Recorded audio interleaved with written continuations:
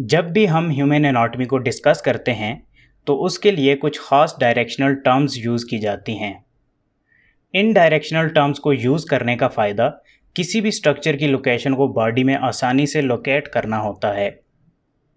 इन directional terms को समझने के लिए एक स्टैंडर्ड ह्यूमन पोस्चर को इमेजिन किया जाता है जिसे एनाटॉमिकल पोजीशन कहा जाता है। एनाटॉमिकल पोजीशन में एक पर्सन बिल्कुल स्ट्रेट खड़ा होता है जिसके बाजू साइड पर होते हैं और हाथ सामने को फेस किए होते हैं। लेग्स एक दूसरे की पैरेलल होती हैं और फेस सामने को देख रहा होता है। अब आपने एक स्टैंडर्ड एनाटॉमिकल पोजीशन को समझ लिया है तो चलें अब बारी बारी डायरेक्शनल टर्म्स को समझते हैं। एंटीरियर। एंटीरियर का मतलब होता है सामने की तरफ। फॉर एग्जाम्पल स्टर्नम हार्ट के एंटीरियर प्रेजेंट होती है। ह्यूमंस के केस में बाज़ औक़ात एंटीरियर की जगह वेंट्रल का वर्ड भी यूज़ किया जाता है। पोस्टीरियर। पोस्टीरियर का मतलब होता है बैक यानी पीछे की तरफ। फॉर एग्जाम्पल स्पाइन हार्ट के पोस्टीरियर प्रेजेंट होती है। पोस्टीरियर की जगह बाज़ औक़ात डॉर्सल का वर्ड भी यूज़ किया जाता है। इसका मतलब है कि ह्यूमंस में anterior is equal to ventral and posterior is equal to dorsal. Superior. Superior का मतलब होता है हेड की तरफ या ऊपर की तरफ। For example head is superior to abdomen. Inferior. Inferior का मतलब होता है फीट की तरफ या नीचे की तरफ। For example stomach is inferior to the heart. Superior की जगह बाज़ औक़ात क्रेनियल का वर्ड यूज़ किया जाता है और इन्फीरियर की जगह बाज़ औक़ात कॉर्डल का वर्ड यूज़ किया जाता है। मीडियन। मीडियन या मिड लाइन एक इमेजिनरी लाइन होती है जो बॉडी के मिडल में ड्रा की जाती है और ये लाइन बॉडी को equal right and left half में डिवाइड करती है। मीडियल। मीडियल की term towards the mid line of body use की जाती है, जैसे कि nose is medial to the eyes, यानी कि नोज़ बॉडी की मिड लाइन के ज़्यादा क्लोज है आइज़ के मुकाबले में। लेटरल। जो स्ट्रक्चर मिड लाइन से दूर हो उसके लिए लेटरल की टर्म यूज़ की जाती है, जैसा कि arms are lateral to the chest, यानी बाजू चेस्ट के मुकाबले में बॉडी की मिड लाइन से ज़्यादा दूर होते हैं। प्रोक्सिमल। प्रोक्सिमल का मतलब होता है closer to the reference point और trunk of the body.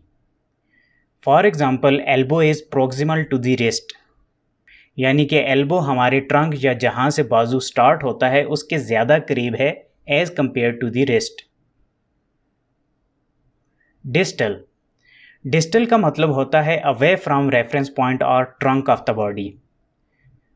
For example fingers are distal to the elbow, यानी कि फिंगर्स एल्बो के मुकाबले में आर्म जॉइंट से ज़्यादा दूर हैं।